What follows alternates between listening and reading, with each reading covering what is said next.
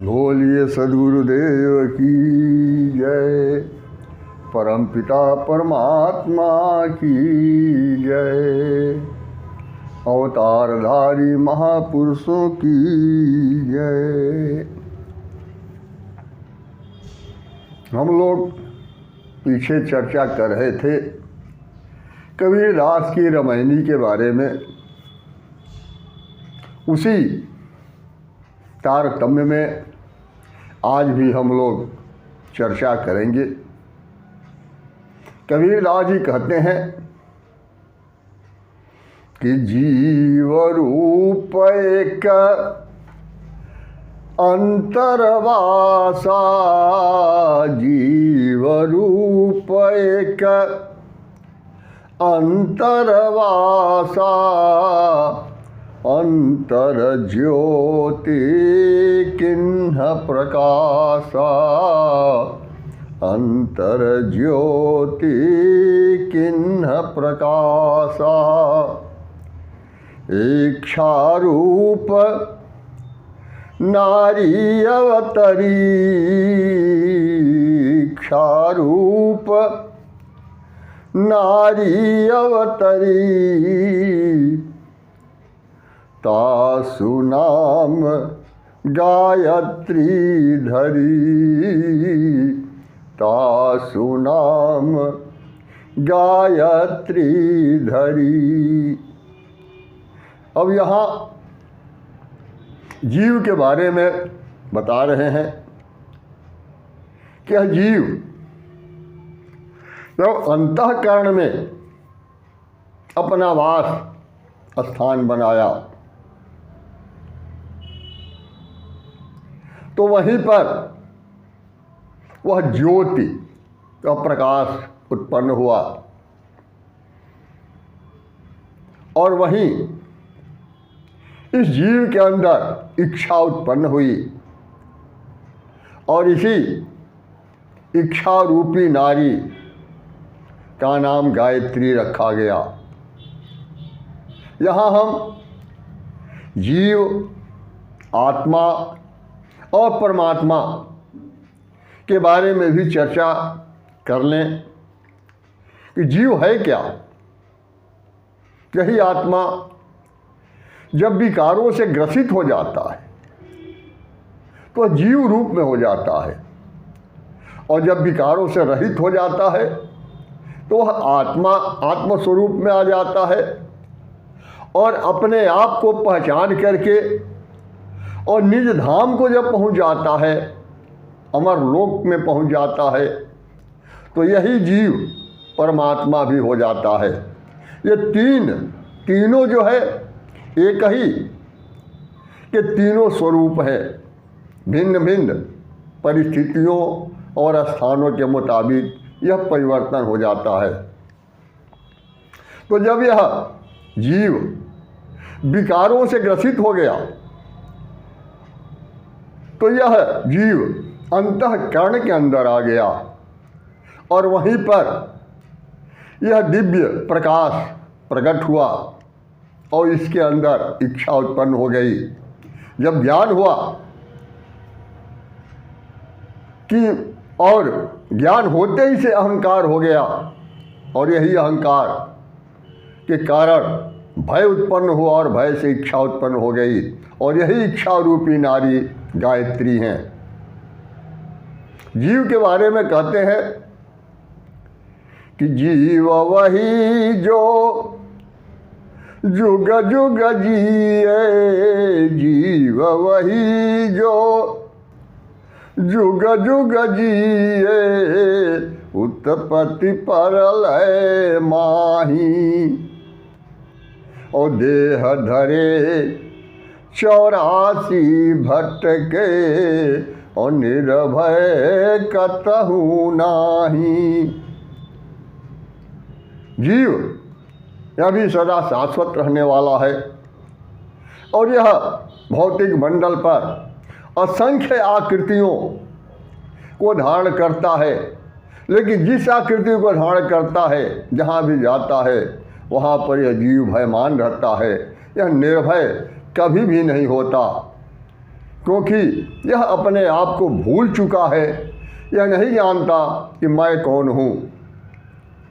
इसीलिए जो कहते हैं कबीर दास जी, क्या जीव जागृत स्थिति में है। अरे जागृत रूपी जीव है, जागृत रूपी जीव है, और शब्द सुहागा श्वेत, जर्द बूंद जल कुही, कहे कबीर कोई देख। कहते हैं कि जीव जागृत स्थिति में होता है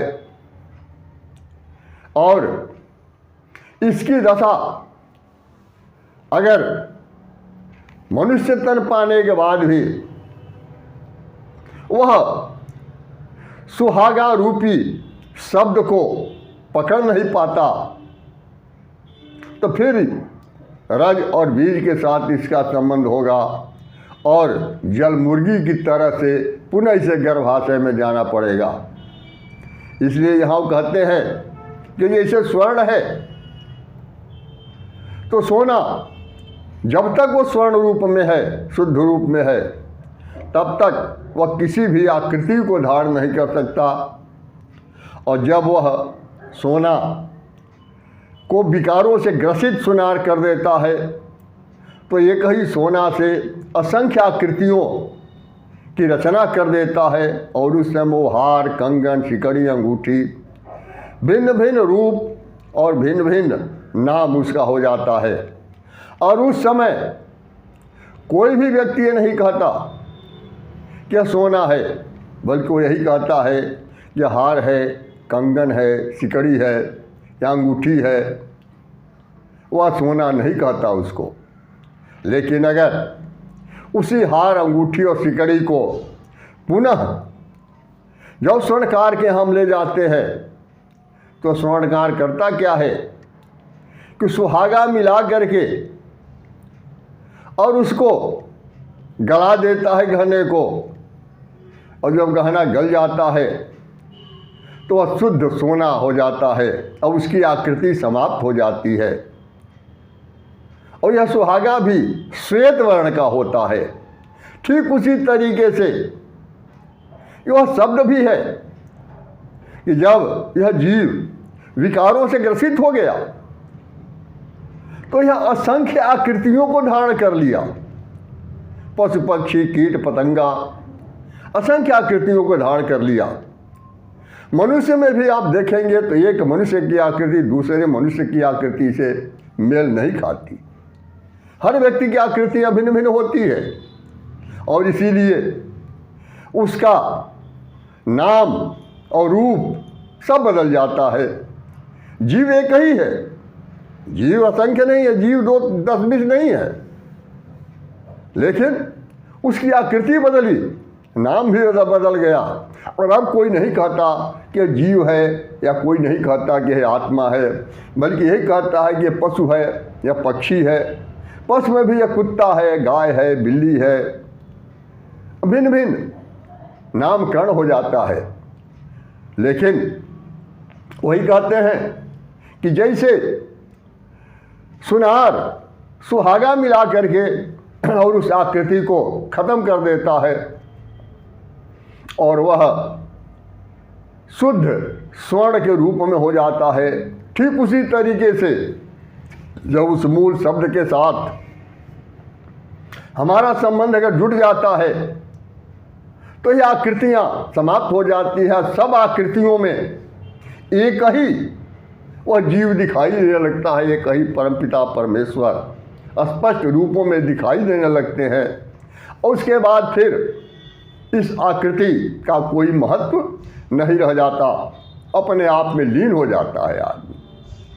तो उसी क्रम में कहते हैं कि जीव रूप एक अंतरवासा, अंतर ज्योति किन्ह प्रकाशा, इच्छा रूप नारी अवतरी, तासु नाम गायत्री धरी।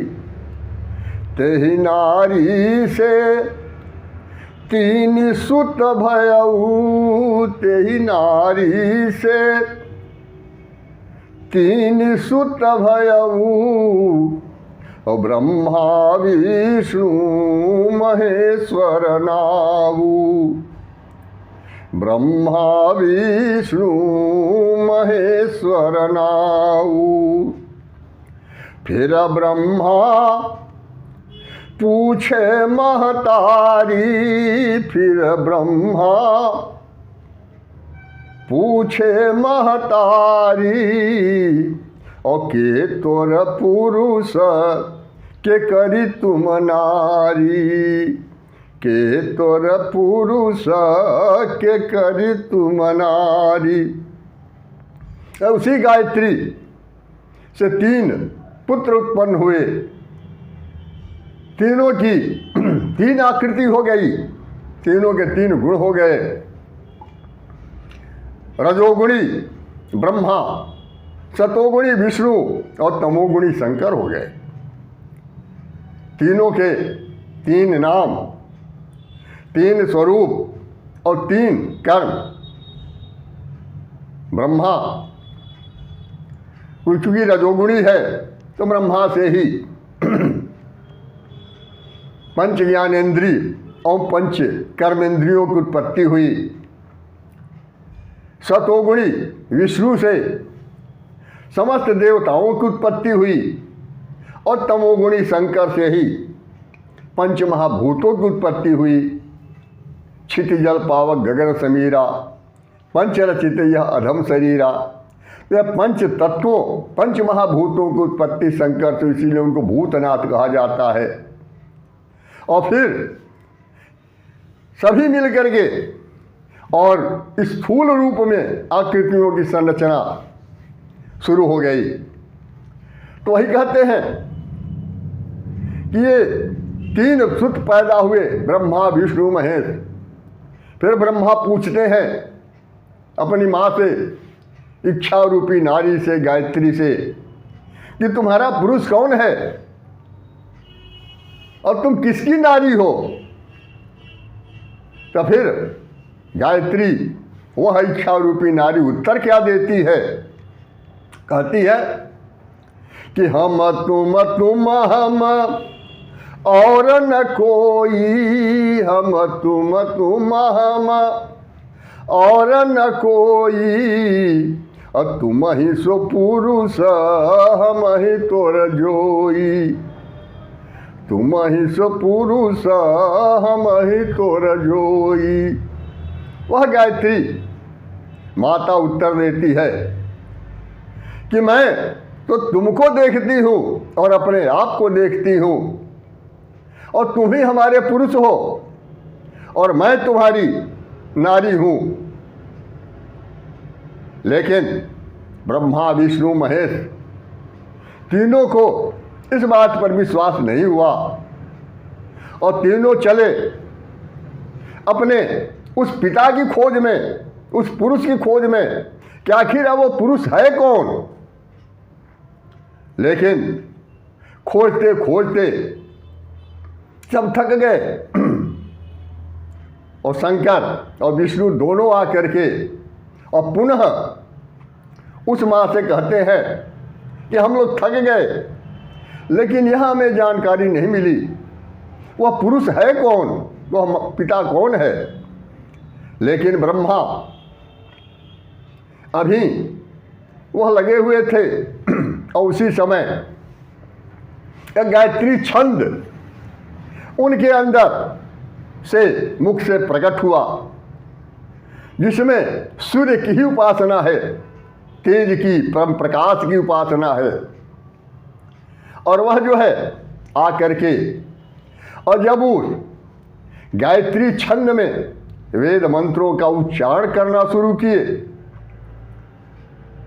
तो उसी समय वह आदिशक्ति गायत्री माँ, इच्छा रूपी नारी, उन्हें श्राप दे दी कि तुम मिथ्या भाषी हो, मिथ्या बात कर रहे हो। इसलिए जाओ, केवल कर्मकांड में और यज्ञों में ही तुम्हारी उपासना होगी, बाकी कहीं भी तुम्हारी उपासना नहीं होगी।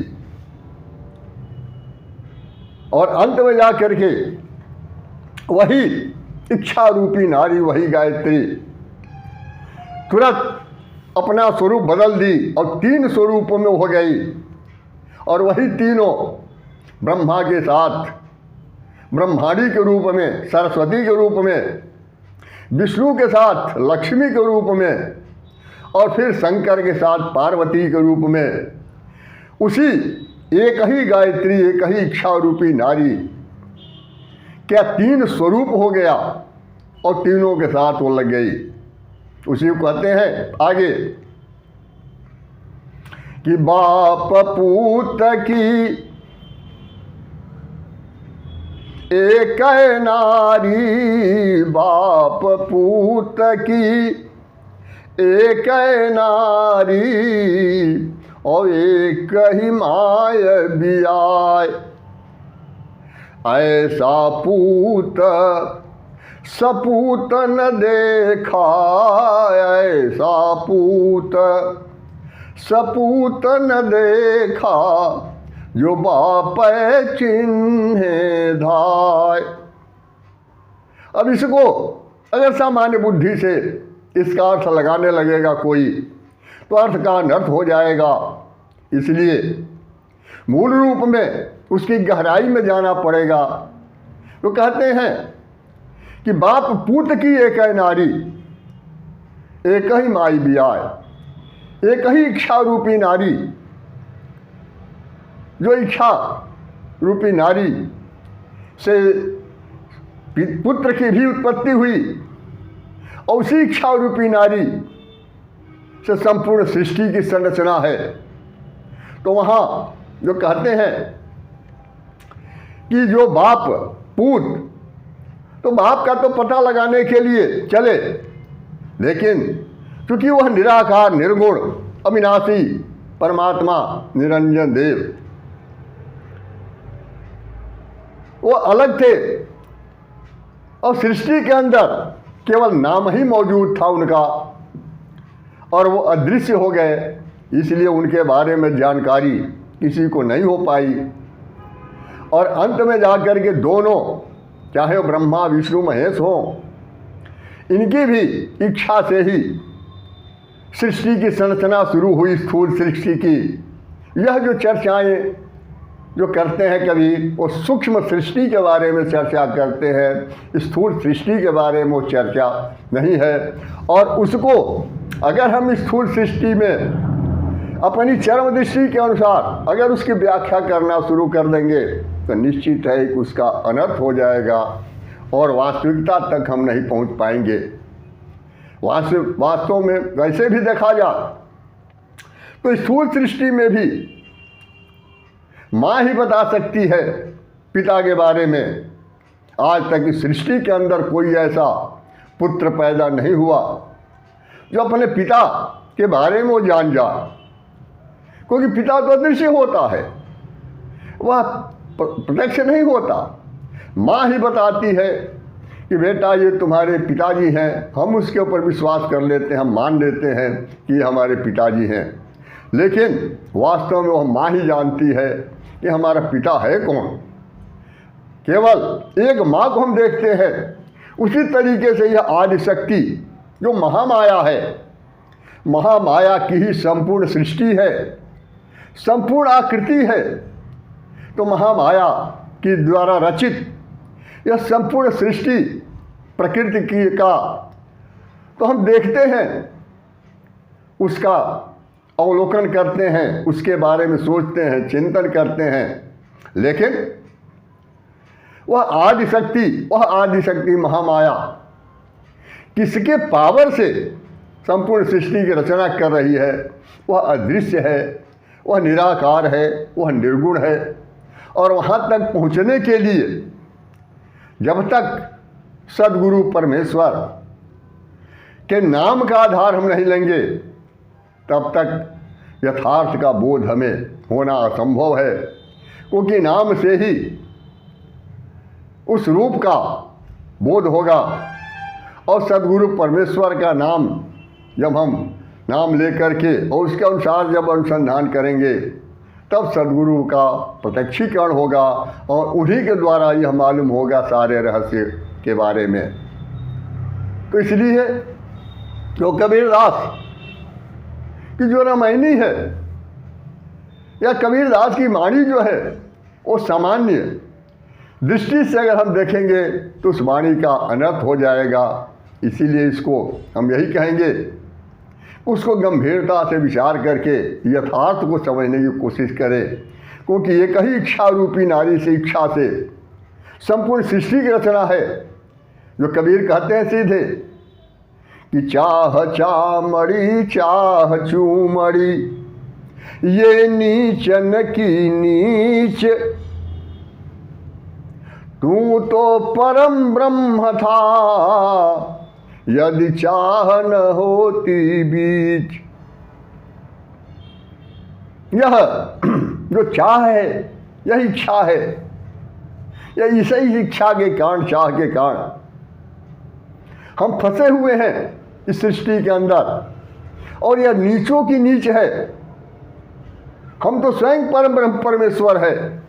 अगर हमारे अंदर यह इच्छा उत्पन्न नहीं हुई होती, एको हम बहुत श्याम, मैं एक हूँ बहुत हो जाऊँ, यह अगर इच्छा उत्पन्न नहीं हुई होती तो मैं स्वयं परम ब्रह्म परमेश्वर था और इसी इच्छा के कारण विकारों से ग्रसित हुआ और क्रमशः गगन मंडल से नीचे आते आते और भौतिक मंडल पर आ गया और ये भूल गया कि मैं आत्मिक मंडल का हूँ, मैं तो अमर लोक का वासी हूँ। न तो हम भौतिक मंडल के हैं और न ही ब्रह्म मंडल के हैं, हम तो मूल रूप में अमर लोक के वासी हैं। या भूल गए, अपना रास्ता ही भूल गए। और इसलिए उसको जानने के लिए हमें सद्गुरु के शरण में जाना पड़ेगा। इसके साथ ही अब अगली चर्चा होगी, उसमें आगे की बातें चर्चा होगी कि फिर यहाँ से किस तरीके से हम यथार्थ को बोध करके और मूल स्थान तक हम पहुँच सकते हैं। बोलिए सद्गुरुदेव की जय, परमपिता परमात्मा की जय, अवतारधारी महापुरुषों की जय। ज्ञानी को, ध्यानी को, गुप्त को, प्रकट को, सकल संत समाज को सत्य नाम साहिब।